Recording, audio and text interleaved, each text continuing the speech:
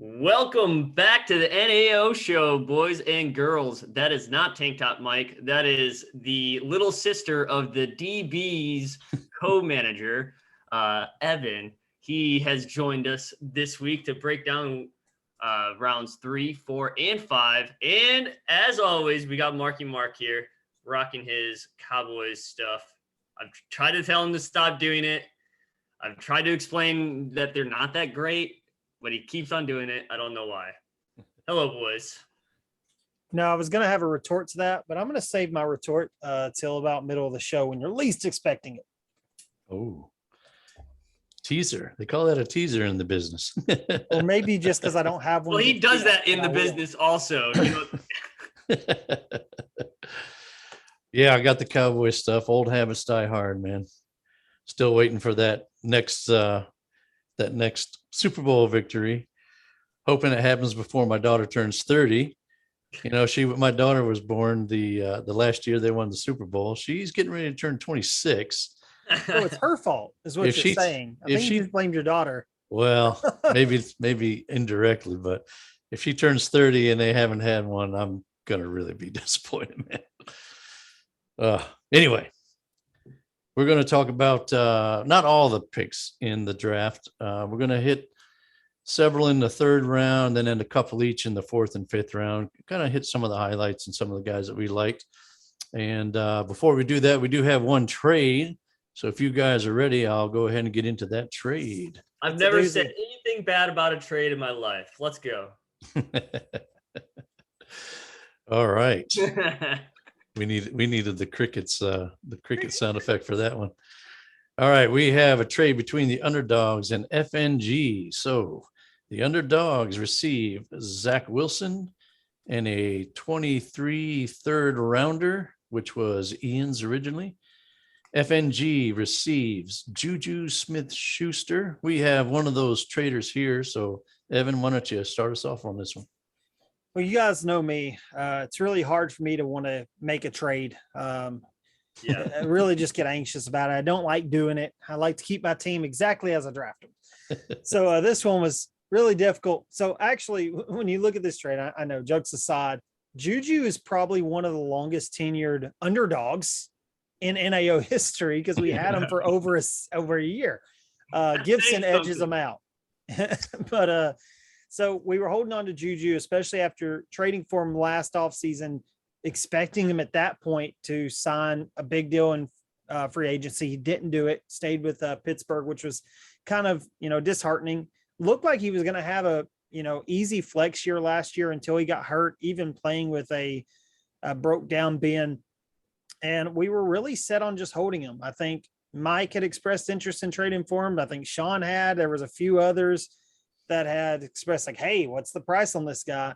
And we were just going to hold tight, especially when he signed, even though a 1-year deal with the Chiefs. But what got the ball rolling was actually your co-host down here below me in that awful red color for the Buccaneers. We were talking to him about a trade that never happened. And I don't think it's a trade that will ever happen, but trying to get a guy and bounce it around. And I finally was like, you know what? Why don't we just offer Juju? I know he likes Juju. We don't want to let him go, but maybe we can. And that conversation started me and Brandon texting back and forth like, does this mean like we're okay with trading Juju? You helped it. You were our bridge. Okay, Sean, you helped us realize that we can move on to something better. So thank you for that.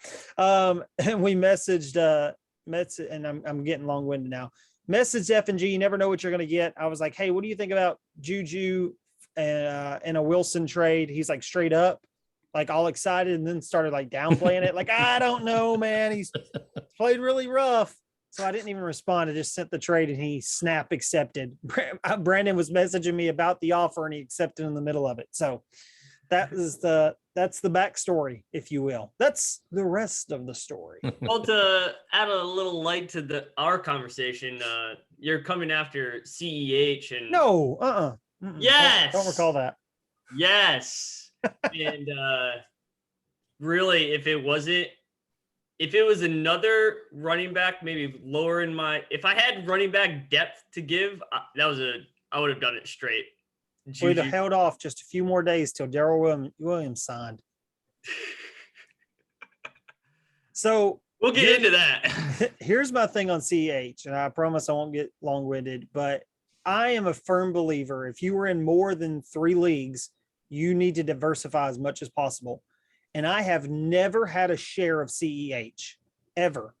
I thought he was overvalued in the rookie draft. Thought he was overvalued last year. This is the first year I've been like, okay, he might be close to value. And I didn't have him in any league. I actually just drafted him in a startup league as my RB2, which is kind of scary, at like 709. So I'm okay with that value with what RBs were left on the board. So I have my one value. I don't need yours now, Sean. God. I like moving the wide receiver depth to get a little more at running back for your team, because with CMC, you just don't know. And Gibson is kind of a hit or miss guy after last season. He is not the guy that you. All right, we're going to get into this. Okay. 6th most rushing yards last year in the NFL. If you're keeping score at home, we're talking about one real trade and one hypothetical trade. But let's keep talking back on track. All right, let's get this train back on track. I like the trade for both of y'all. You guys added some depth at a very up and coming team in the Jets. I said before we started taping that I think the Jets are actually going to start ascending to a better team. They're going to be a scary team if everything clicks. If they have the same coaching staff for more than 5 years, they'll be even scarier. But Juju is a good addition for F&G too. Yeah. Good guy. I think Juju in Kansas City on a prove it deal is a scary combination. Yeah, it's if he smashes with Kansas City, then he probably underpaid, or he underpaid. Yeah. But you did it for good reason. You got to you're getting in on a potential good stack early. And I did the same thing with trading for Pickett with FNG, but if I wait for Pickens and Pickett to smash, I'm going to have a hell of a time getting that stack. So you do it early, and I like that you did it. It's a good gamble to take. And I think you said the receivers that you drafted kind of made him more expendable. So I like it. I like it for both you guys, because FNG's got another piece to play with, and he had a good draft, and he might all of a sudden not be the laughing stock of the league anymore. So for those keeping track at home as well, we have now tied Goofy in the quarterback race. Yeah. So I'd like to announce that, Goofy, we're coming for you. And if Chicago ever drafts a wide receiver, I'll try to get the stack too.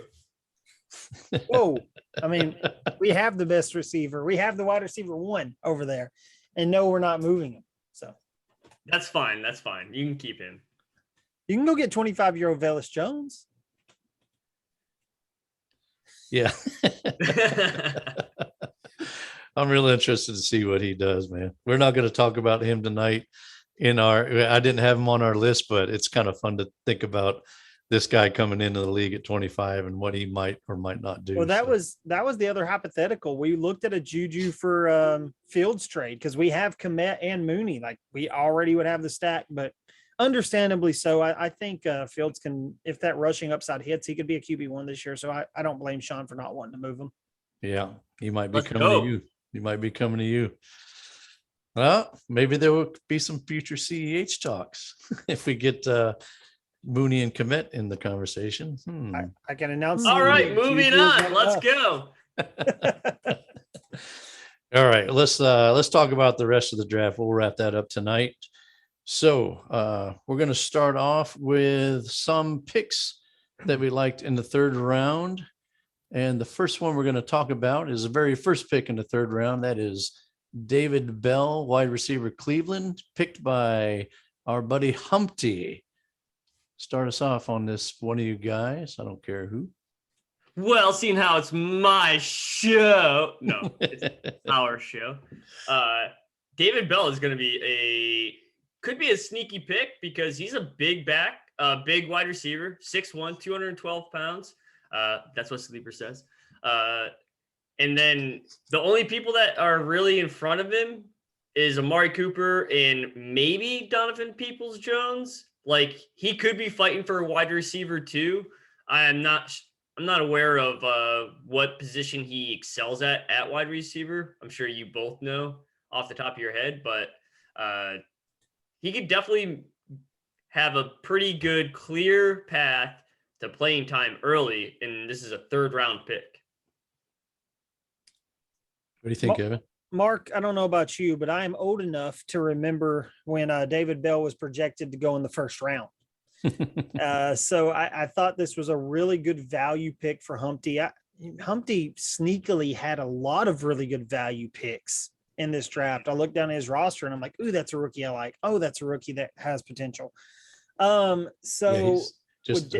Just to stop you there, I think he's got 3 on the list tonight. So okay, good observation, because we're talking about him a lot tonight. So real quick though, on David Bell, he's a guy that I don't have any shares of, and I, coming away from rookie drafts, wish I would have. Honestly, there are certain things to listen to in the offseason, and there are certain things to not. When there's a offhand recording of the head coach over there in Cleveland telling David Bell over the phone, "You are the only guy I wanted in this draft. You were my necessity." I think he has a man crush on him. And as a guy with a fellow man crush of a rookie this year on Rachaad White, if I was Rachaad White's coach, he would be RB1, like probably fantasy 1 overall, because I'd use him that much. So I'm very curious. I'm okay with that. The combine scared me about David Bell, but the landing spot with the potential of Watson, if he doesn't get suspended this year, is very intriguing. I think that's a really good pick at 301. I heard the latest on Watson's 6th game. Honestly, Who knows, right? I would be shocked, just because none of the cases have said on. Mark, I'll hand it off to you. I'll be shocked if he plays at all this year. If it's anything less than 10 games, I'm shocked. And at that point, you might as well just suspend him for the season. I think they'll suspend him for the season. He will, he'll counter it or whatever, appeal. There's the word. Mm-hmm. And maybe he'll try to get it down, but there's just so much still out there that now he's come out on the record and say that he apologized. Anytime you apologize, it possibly admits guilt. I think the NFL has a spotlight on him too, especially with the Ridley situation. I know it's completely different, but there's a lot of people in a lot of corners. If you're going to suspend a guy for gambling on a game he wasn't in, but you're just going to slap the wrist of a guy who has 22 alleged cases that none are settled, even though it's not criminal. The gambling's not critical. It was absolutely legal what he did. So I don't know, man. The more I read about it, I just don't expect him to play this year. I don't know that I would, that he'd get a full year, but that was that the whole fact that he apologized to a woman that cried afterwards, man, that doesn't play well. So up until that point, I was thinking maybe 4 games, and now I'm thinking, well, it's probably going to be minimum 6, maybe half the season. If it goes a full season, I'll be a little surprised, but that was a killer for him to admit that he had apologized to that woman and that the woman cried. It's just pulling on the heartstrings, man. Then, they're probably gonna do something now. Getting back to the pick there with David Bell, I have 1 share of David Bell. I was kind of the same, where I wanted him, but I didn't want to pick him too high. Yeah. I wasn't high on him before the combine, and combine didn't do anything to change my mind. But I don't know. It's just it's hard to discount the productivity that he had in college and at a young age too. So none of his measurables, his testing, none of that stuff is great. He kind of profiles though like Anquan Bolden, who was another guy that was underwhelming coming into the league, and he turned out to be just a great possession receiver. I think David Bell possibly could just be a really good football player, not great at anything, but just a good football player, and maybe can make some hay here in the NFL. So I'm glad to have 1 share of him. I think getting him there at 3-1 was probably not a bad place to get him. Yep. All right, let's move on to the next pick in the third round. Let me go to I want to look at the exact place he was picked. So yeah, second pick in the third round. Ian picked Keontae Ingram, running back, Arizona. Go Sean, ahead, Evan. I don't want to talk too much about it because I'm so excited to hear Sean just talk about Yeah. how bad of a drafter Ian is. So That's why I I'm was- super excited for this. I'm just glad to be a part. One thing I'll say about Keontae Ingram is it's almost the story of what if. What if Bijan Robinson never commits to Texas? Because Keontae Ingram had a solid early career in Texas and just got ran off the field by a guy that I think everybody's expecting to be a perennial prospect, if you will. So that's all I'll say about that. Ian, or not Ian. What? Fired off the show right now. Oh, here we Get go. out of here. Get Get Well, out no, of here. I meant to say Ian sucks at drafting. So Sean, why don't you talk more about this? Ian, Good you save, suck good at save. drafting. I think he's going to be a fantastic RB3 on the team. I mean, he's going to be really good at sitting on the bench. You know, he's going to be a real good hype guy, I think. He's going to bring something to the running back room that the running back room doesn't really need. It's going to be awesome. I mean, Darrell Williams is going to be out there catching balls. James Conner is going to be running them in on the goal line. I'm not sure where Ingram falls into this. I think there might be a spot on special teams for him to kind of hold the ball when the kicker is kicking, but we'll see. We'll see what happens. I mean, I think it's a great pick for that shitty ass team that we don't speak of, but we can go ahead with that one. Virgin ears. Yeah. I like the pick, man. He was one that we started drafting right after the NFL draft in dynasty leagues, and by the time every draft he was moving up higher and higher. So every time I'm thinking, well, I'll shoot for him here, he went higher than that. I'll shoot for him here, he went higher the next time. So I like the pick though. He's got good size. He is a true 3-down back, and we've got Connor, who is he's getting older for a running back. Had some injury history. We got Eno Benjamin, who's basically been a special teamer. He had a few good games down the stretch last year. So Eno Benjamin could be somebody that might be able to get in there and get some playing time. But Ingram is the to me, I look at this profile and the way he tested and his size, he could supplant Eno Benjamin in my mind. If he has a good enough camp and everything like that. So I really like the pick. I think it was a good place to get him here in the third round. It could be my Elijah Moore pick from last year. Oh, you're giving way too much credit. Yeah, Or Elijah Mitchell. Elijah Mitchell. Okay. Got the wrong Elijah, but Elijah I'll Mitchell. say this. What kind of shocked me about the pick at 302 was there's 3 other running backs that go in this round, and we don't have to get into those, that all got drafted with better draft capital and possibly similar situations. So maybe he just loves the Arizona backfield at that time. But I think that it's interesting. He went with a guy with less draft capital. Well, Great. Arizona showed that they don't care. I mean, they'll use 3 running backs at a time, like if you're going to take a flyer on a running back, you might as well take one that probably could get some running time, Yeah. And one false injury, not saying that we want anybody to get injured, but one injury and that doubles his playing time probably. Yeah. Of course, they did bring in Darrell Williams. We've seen that he can be good. He's still not. He's younger. RB18, RB18 PPR. I'm not looking at his profile right now, but I remember looking at it recently and thinking he's younger than I thought he was. I thought he was like ready to kind of transition out of the league, but he's probably still got a couple good years left in him. So he could be the wild card there. And I kind of forgot to mention him, but I think Ingram is probably one of the future. They're running back of the future. And you're right, Evan. Looking at the draft board, there were some guys taken after him that definitely deserved a look. So we'll see how this pans out for Ian. If this turns out to be that he knew something a little more that we didn't, or should he have picked one of those guys? We'll see. I really think that Arizona was planning to give Rondale Moore a lot of backfield snaps. Not to say he'd rush the ball, but even last year he took a lot of snaps in the backfield, catching the ball and swing passes. I thought he was going to get that Edmonds role. So when they drafted Ingram, I even more felt like that. And then the Hopkins suspension, I think, is what kind of pushed them more towards Darrell Williams, because they're going to need Rondale more on the outside. Catching all those passes for 60-yard touchdowns. Got it. Please.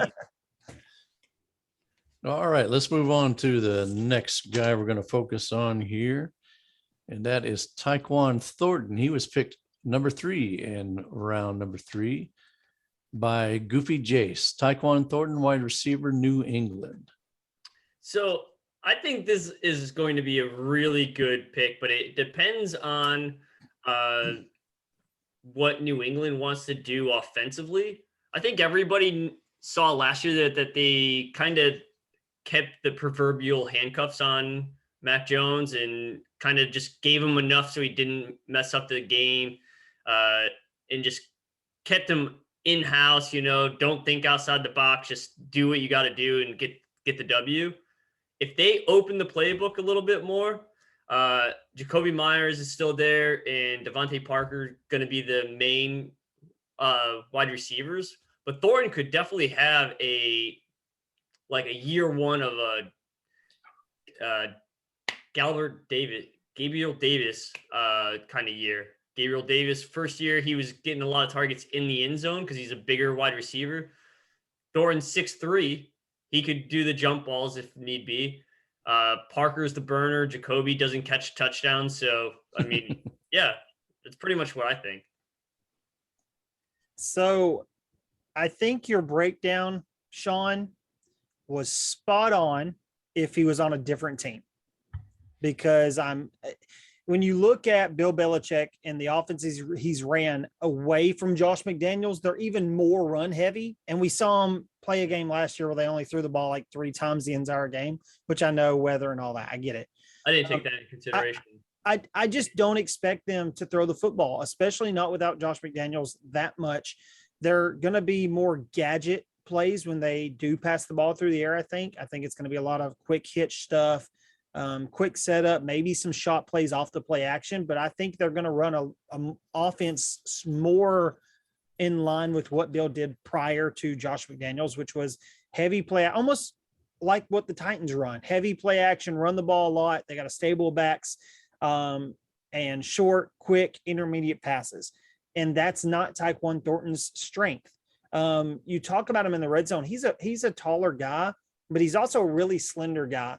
So how is he going to do with contested catches in the end zone is another concern. I think this is a guy, man, if he would have been drafted to an offense like Arizona or an offense like the Bills, I mean, you use the Bills as an example, I would have been all over him. I think not all over him initially because I didn't watch him enough, but looking at the profile now, I'd have been like, man, that's a great fit.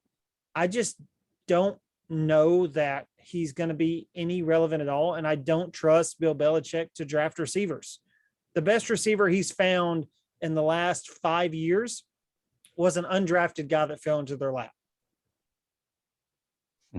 And that's the guy who can't score touchdowns in Myers. And you look at, I mean, you keep going back, the receivers that they've had, have they ever drafted a real, like in the last decade, have they drafted a really good receiver? Edelman was drafted, but he was like a 7th round guy that finally got there. And I think everybody else was signed or traded. Yeah, I mean, they haven't had a good track record for sure. And I think that's why a lot of people were, he got drafted in the 2nd round, but he wasn't getting any looks until, later in the rookie drafts, 3rd and 4th round. I actually got him in the 5th round of one dynasty league. So just started thinking of this yesterday. Are people sleeping on Devontae Parker? Almost forgot he was there. Yeah. Well, Devontae Parker helped me win a fantasy football league maybe 3 years ago. No. And he was kind of a shocker then. So I think everybody just kind of puts him in this pigeonhole of can he stay healthy? he's like, do you want him type deal? But if he stays healthy and he gets the ball, he's a darn good wide receiver. He is, but that stays healthy is the key, because he's been hurt a lot. He's put together maybe one good full season, and then it's just kind of been hit and miss the rest of the time, unfortunately. I don't know. I think I don't know that Thornton profiles as a X or Y. I thought that maybe they were looking at him for the slot, and that it was a return. Now I could be wrong here, but I think it's a return maybe to trying to get back to the Edelman days, having a guy like that out there. Was it Amendola before him? And I just felt like he wanted to get that guy back in his offense. I could be wrong, but I just feel like he profiles more as a slot receiver. He's really fast, really good route runner. And I think he's that shifty guy and he's got a little bit of size. He's tall. He's maybe a little underweight for his size, which he can work on in the next couple of years. But I felt like he profiled more as a slot guy. So I'll be interested to see how they use him. I feel like he could be the one to break that curse, the wide receiver curse for them. But yeah, probably the smart money's betting against it, but just going by history, it'll be interesting to see. I think he's a really good athlete, really fast guy. I think he had the fastest 40 at the combine, didn't he? Let me look at his time. It was 4.428. Yeah, 4.28. So yeah, I mean, and tested really well. A lot of his measurables, man, are just really good. A lot of his metrics, man. I like it. So I'm looking forward to seeing if he'll be that one that breaks the curse. All right, let's move on to the next guy we're going to focus on in the third round and get to the thing here. He was picked number 5 by, I see Blemming 9999 there. Not sure who that is. They got Brian Robinson, running back from Washington. Evan, we'll let you start off. Who's this mystery guy that picked him? So I'll tell you this, Brandon did not pick him. Brandon was not very high on Brian Robinson, and me neither. I was arguing the insurance aspect of him. Brandon just thought it was irrelevant. And I will say this for Brandon, he's been really good at picking running backs. He drafted Kareem Hunt 2 years ago, right before he broke out. Obviously drafted Gibson. He has a good track record with running backs. And typically when I go against him on running backs, I end up being the one that's wrong. So I would be glad to be wrong on Brian Robinson here and Gibson just have all of that workload.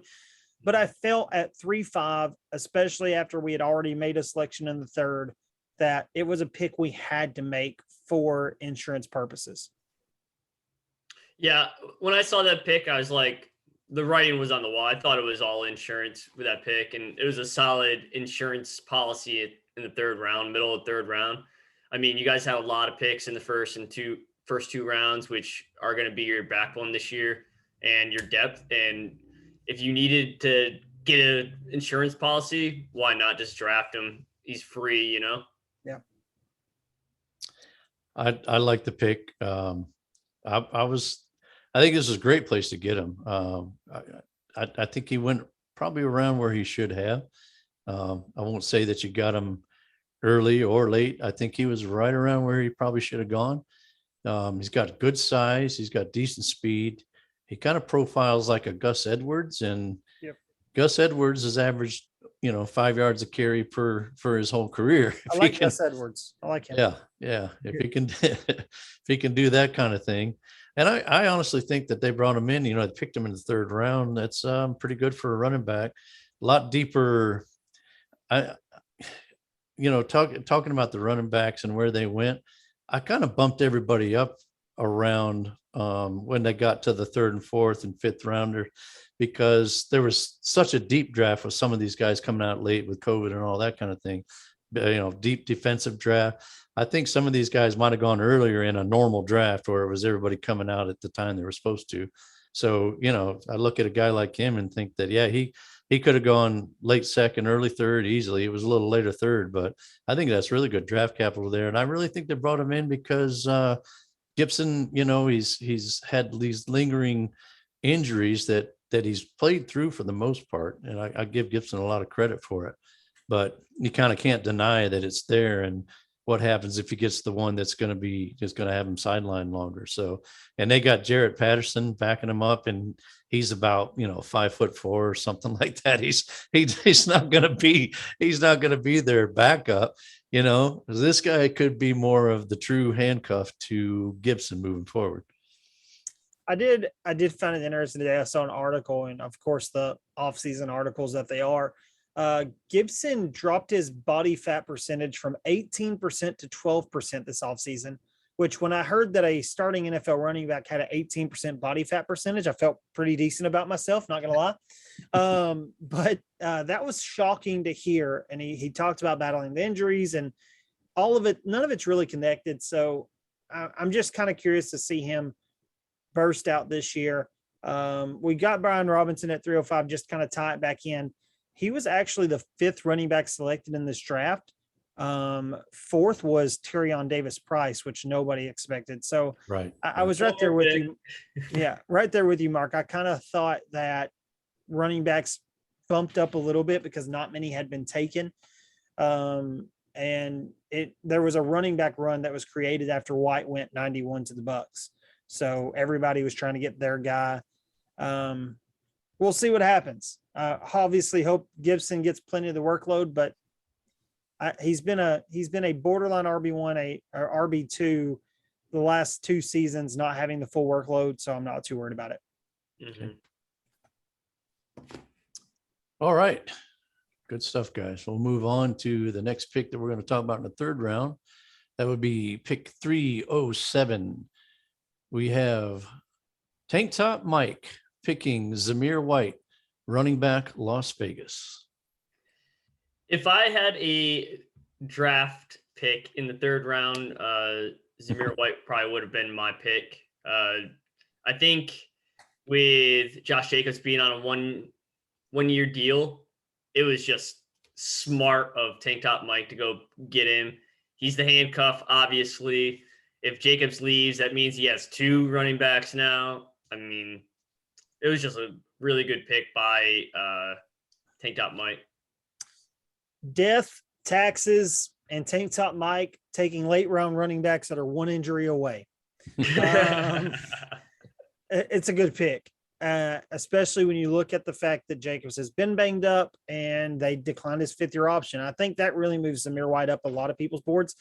I'll tell you this, though. There was one statistic about, or one measurable, if you will, about Zamir White that really shocked me that he went to Tank Top Mike's team. He's got the 2nd smallest hands in this draft, gentlemen. A little bit of an oversight on Mike. I'm not going to lie. A little bit of contradictive. Not really to call him a hypocrite yet, but the jury's not out. Well, we don't do that 1 for a fumble and 2 for a lost fumble in our league. So maybe he felt like it was a safe pick. That's it. Yeah. We need to know, Mike. We need to know. Yeah.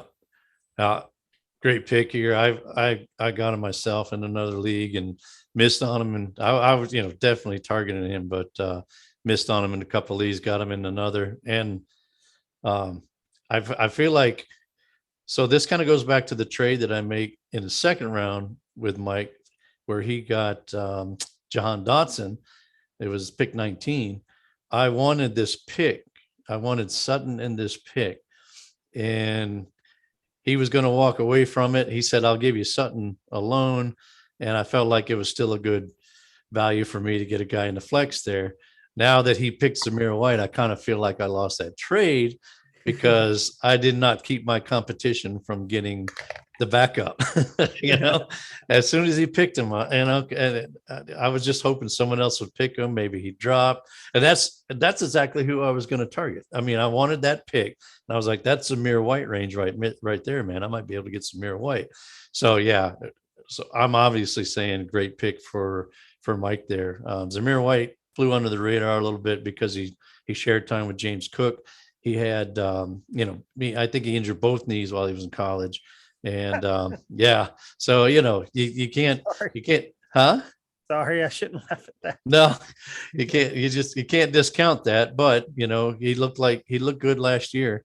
So if he's back 100% from the knee injuries, then yeah, he could be seeing time this year. And with them not picking up Josh Jacobs' 5th-year option, then he might be the man next year. So just an awesome pick right there. The fact that he dropped to that was, I'll have to bitch at some of these other guys, man. They should have bailed me out on that, so I didn't have to feel like I lost that trade. All right, let's move on to the next pick here. This will be the last one we talk about from the 3rd round. That's going to be pick number 8 in the 3rd round by Humpty.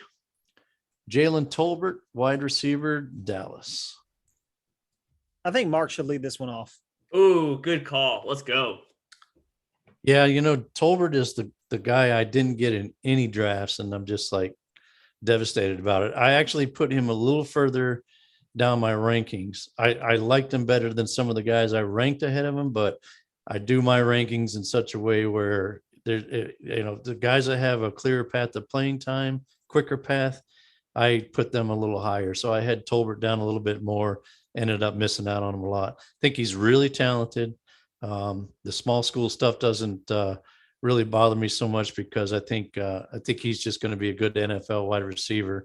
Cowboys offense, I mean, you want pieces that offense. And with Gallup's injury, he might be in there. He might Washington.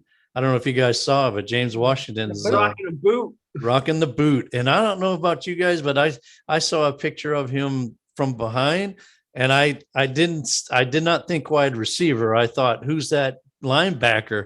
He looked a little big to me, man. I don't know if it's just loose fitting clothes or something, but I saw the boot and I saw the size, and I was like, okay, I think he's out of the equation.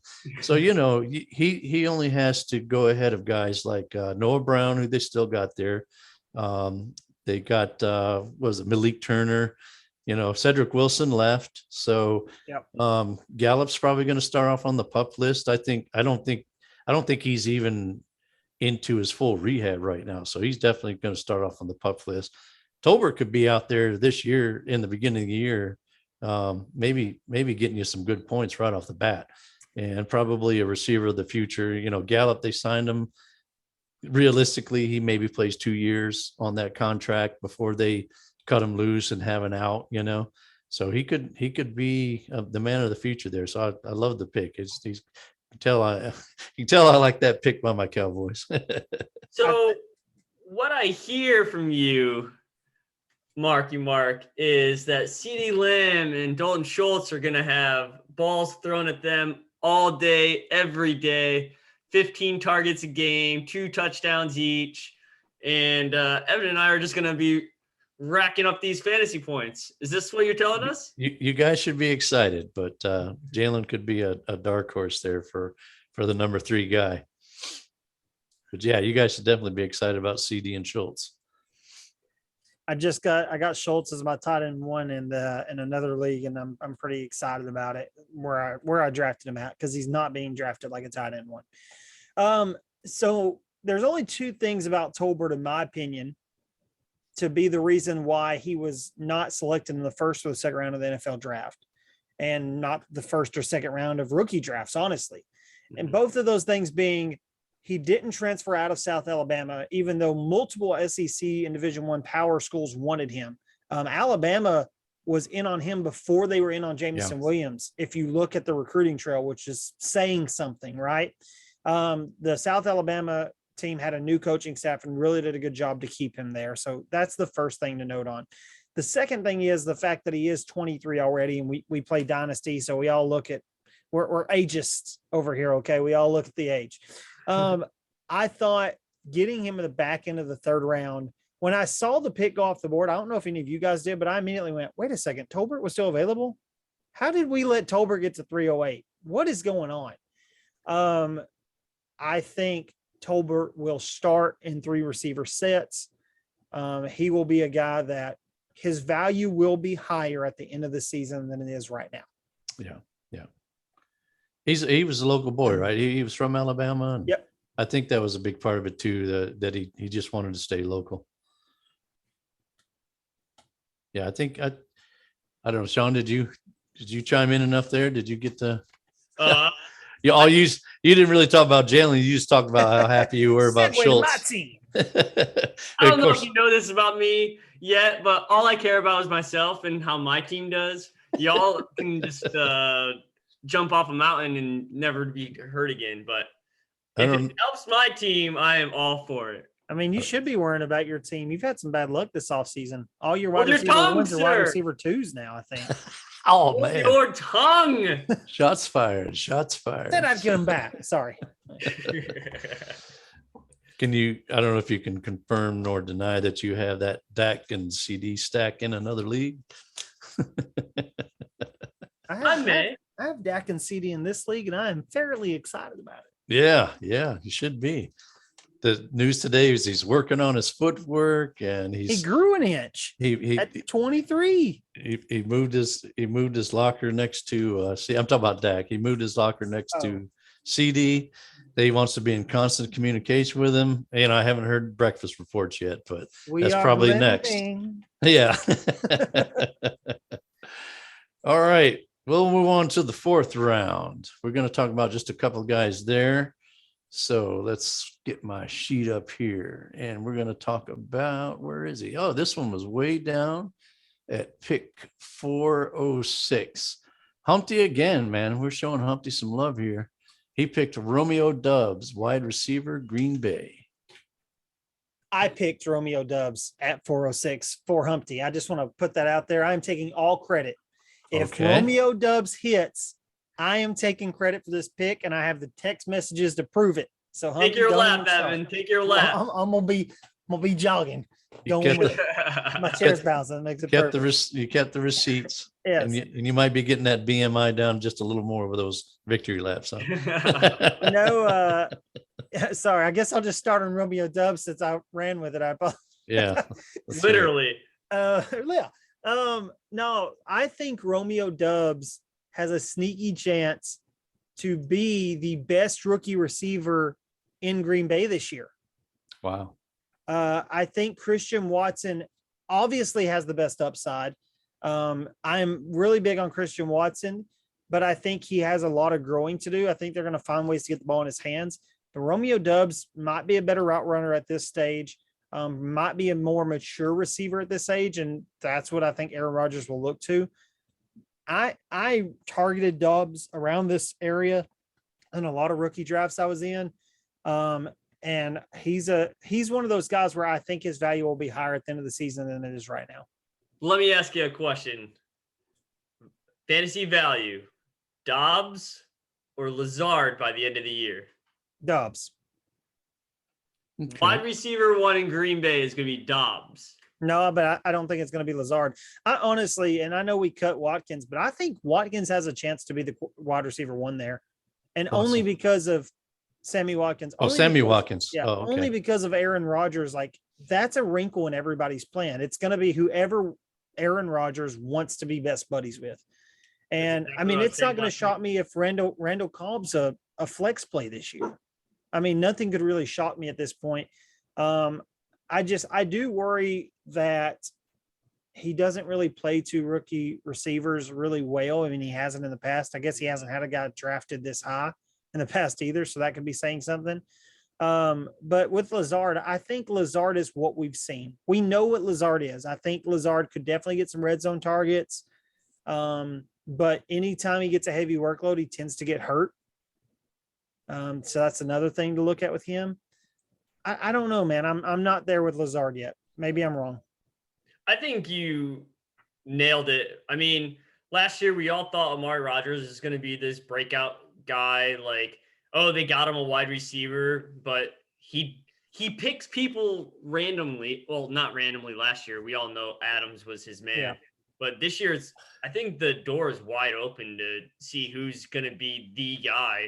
And I don't think you're far off by saying Randall Cobb could be a flex play this year. Sammy Watkins could be wide receiver one. Shoot, Aaron Jones could be wide receiver one. Yeah. You don't even know. Like, Aaron Jones will get the most targets on that team, in my opinion.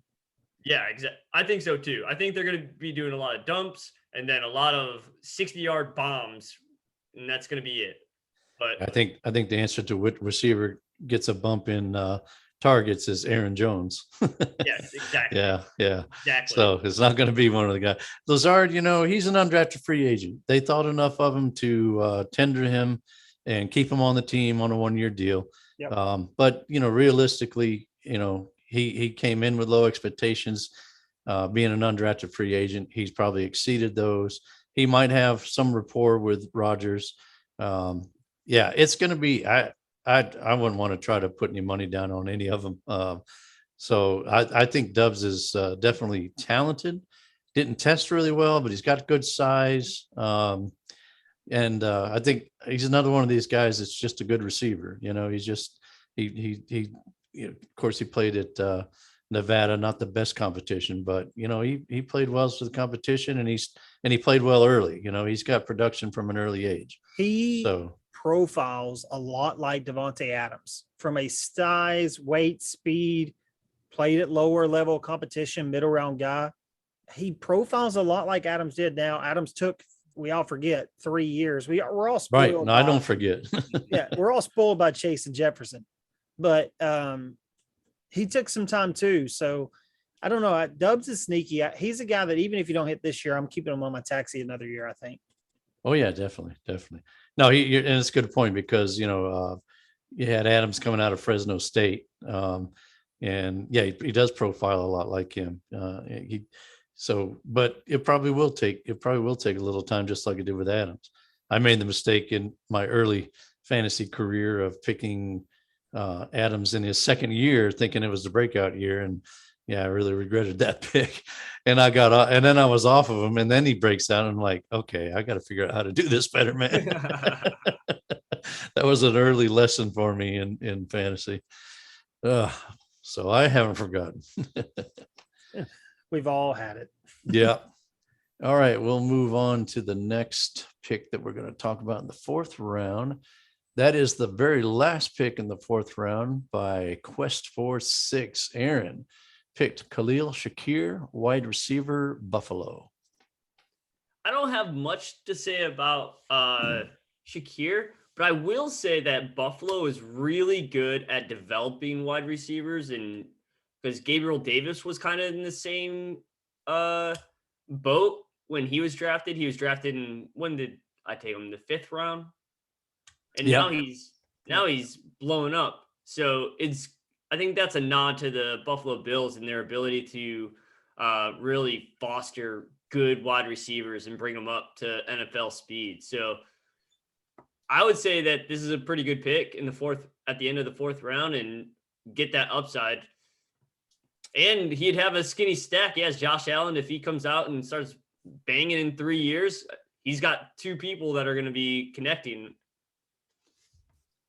I think A-Bomb, I refuse to call him Quest for 6. It's A-Bomb. Yeah, I think A-Bomb did a really good job of targeting a value pick here. I never did a ton of studying on Shakir, so I was never all the way in, but I know a lot of guys in the fantasy community that were high on Khalil as a sleeper pick coming out of Boise. So I think he landed in a good spot. If he gets that slot role, we all know Josh Allen likes throwing to the guys in the slot. I mean, we look at last year, Emmanuel Sanders and the tiny white receiver that played at Dallas before that. Sorry, that's terrible to say it like that, but I can't remember his name. Cole Beasley. There, him. At least I was close, right? You exactly white wide receiver. You're dead on. So if he can get that role, I think it's really intriguing for him. I do think he's going to need a year to get up to speed at the NFL level. But it's a good pick here. There's not many 4th round picks that end up hitting in fantasy. So I think he's got as good a shot as any. Unless you're Tank Top Mike and he's drafting somebody by the name of Herbert, and then he's automatically 100% hit rate. 100%.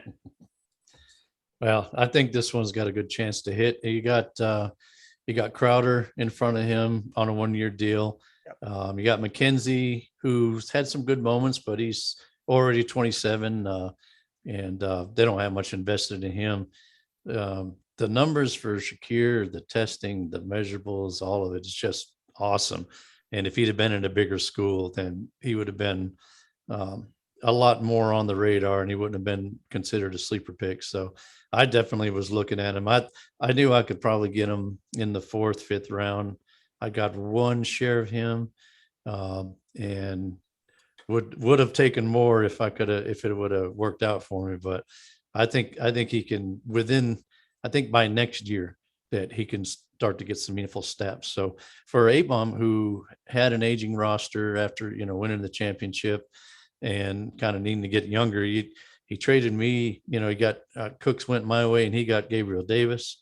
And then he picked Shakir, and we're going to talk about another pick of his in the next round. I won't give it away yet, but I look at it and I'm like, wow, he may have just kind of reloaded here, low key reloaded, not having any real high picks, but I think he made the most of his lower picks. And this is one of them. I'm really high on this one, and I think it's going to be good for him. So, all right, we will go on to the 5th round. 2 more guys to talk about. The first guy that we're going to talk about in the 5th round was picked by Tank Top Mike. Our buddy Mike took Justin Ross, the 3rd pick in the 5th round, wide receiver, Kansas City. I think Kansas City wide receivers, not pass catchers, but wide receivers is kind of wide open after Juju. I think Juju has a spot obviously established, and he will get his targets. I think he's going to be a good wide receiver this year.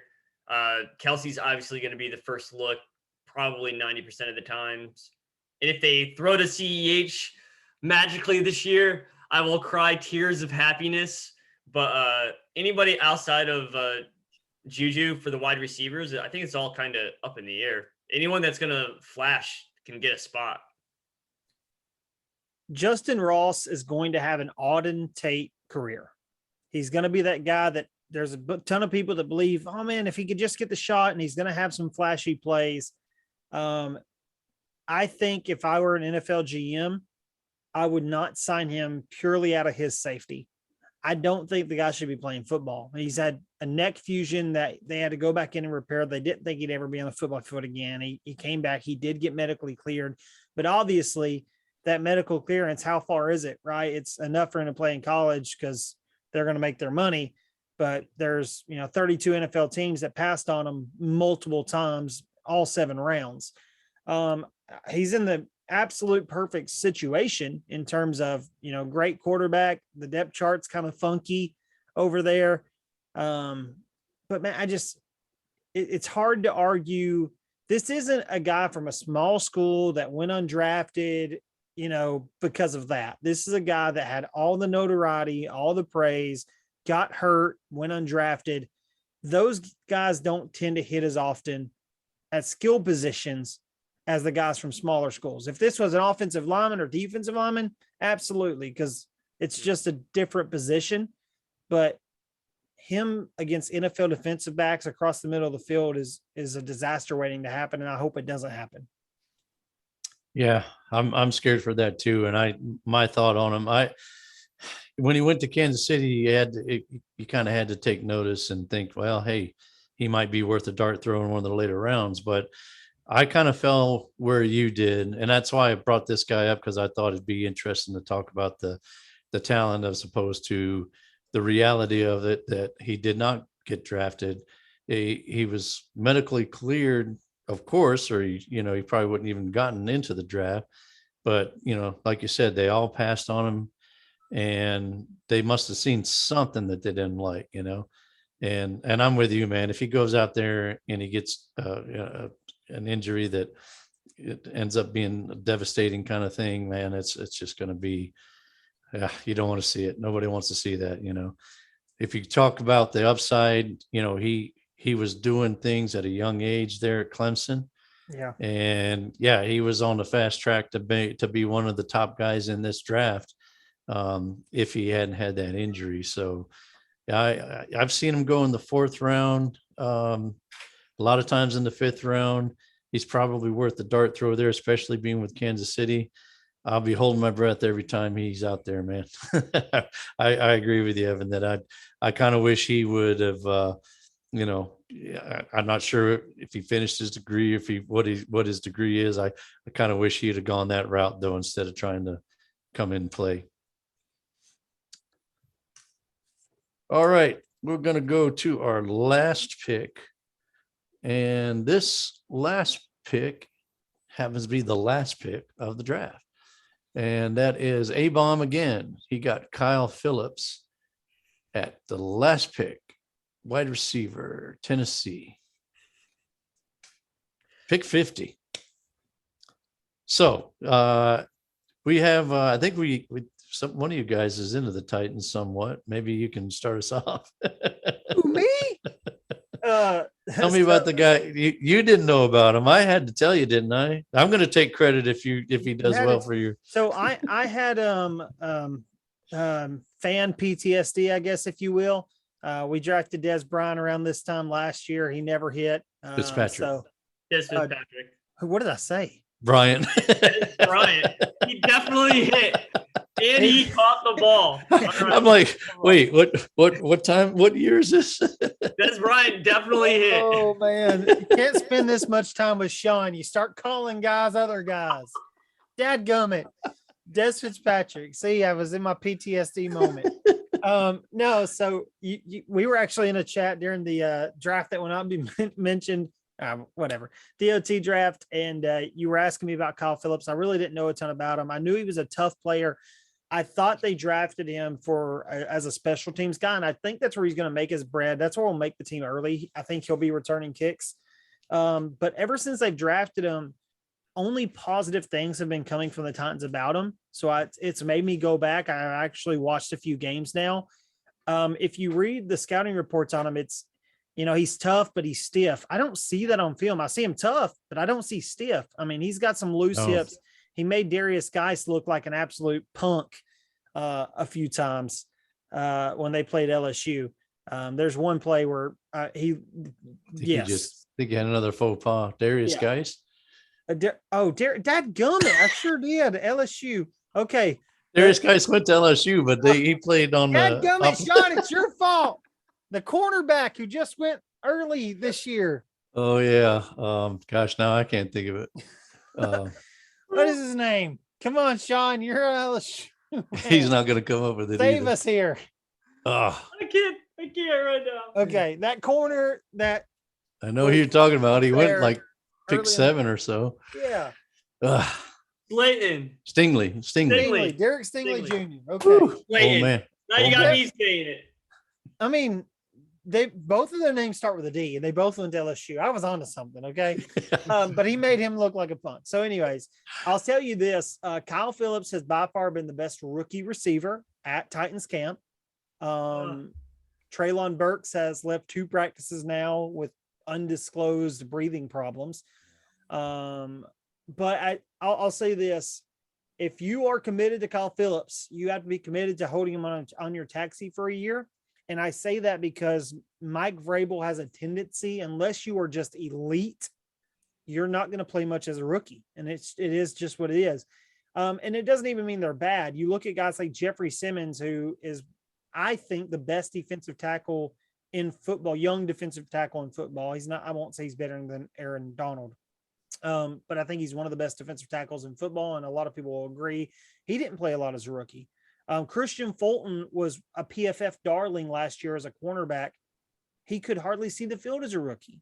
And so in their second year, they break out. That's a Vrabel thing. I wouldn't be completely shocked to see Fitzpatrick do something this year just because he's had a year now and now he steps up. So we'll see what happens. The only rookies I can think of that immediately started playing and had a big impact for the Titans under Vrabel was Jack Conklin, who, by the way, was an all-pro as a rookie. So there's that. And even AJ Brown, you look at AJ didn't really come on till he had a big play early, but he didn't become a staple until midway through the season his rookie year. I think Sleeper is kind of trying to tell us something because Kyle Phillips is already slated as the wide receiver 3 for Tennessee, which is Some rookies aren't even on the depth chart yet. I mean, so. all he has to do is compete with a guy that got cut last year after being drafted and an undrafted free agent who's got 3 names. So, Hey now, I have some stock in the Nick Westbrook. Akina. Now, I think if you have stock in Nick Westbrook Akina, I'll tell you this: after week 3, you need to sell him because I think that's where his value will drop. I think he's going to have some catches early in the season. I really do. I think you could flex him early in the season because the Titans are replacing 531 targets, and there's only one guy on that offense that Tannehill feels comfortable throwing to. Oh, you must be forgetting about their new acquisition in Austin Hooper. Again, that he feels comfortable throwing to as of right now. I mean, Hooper's new. Robert Woods is the best receiving option on the team, but he's new. So who early in the season, right? Who does he have the most chemistry with? We know how quarterbacks work. It's going to be Nick Westbrook Akina, and it's not going to be crazy games, but it's going to be enough for somebody to go, I need to trade for this guy. He can be a flex for me down the stretch. Idiot. Come into my office. I have a deal for you. If you get a third for Nick Westbrook Akina after week 2 or 3, you better jump on it. You know, our roster notes kind of like your draft in the DOT was supposed to be secret. I'm not sure how you got a hold of all that, but that's exactly kind of, we're like, hey man, get this guy. If he has a few good games, we flip him to some of these Tennessee homers, you know. And when Won't be me, man. Yeah. We'll see. But yeah, I'll tell you what.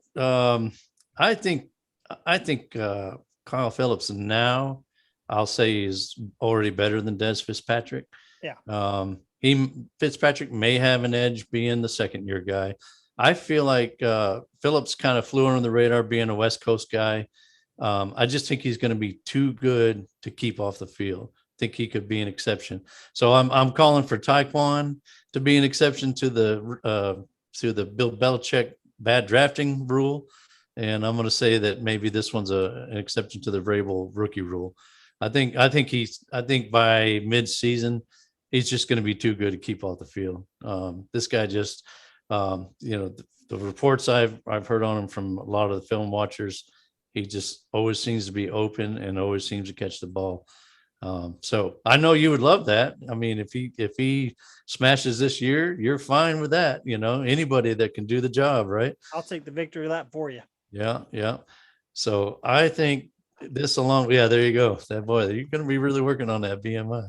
I really think that I love those picks for A-Bomb, getting Shakir in the 4th and Phillips in the 5th. I think those are great guys that and could the 49ers RB1 in the 2nd. Yeah, he got, oh yeah. Sorry, I'm never invited back. He can. No, not in this league, man. He can't be the RB1 in this league. I think I got Mitchell up there in one of my first 2 spots, at least in the flex spot. No, Mitchell's got to be relevant this year. Anyway, we'll see what happens with all that. But I like what he did there.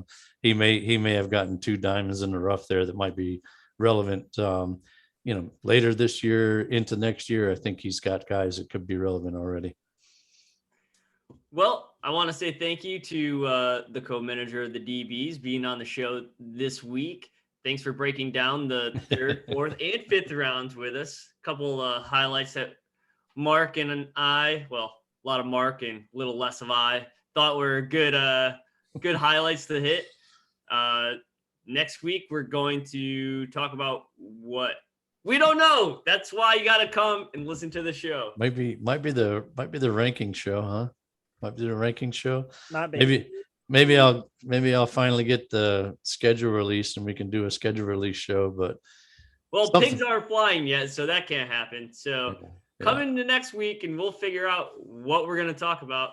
And if you've seen the show, you've seen the ending. Ian, you suck.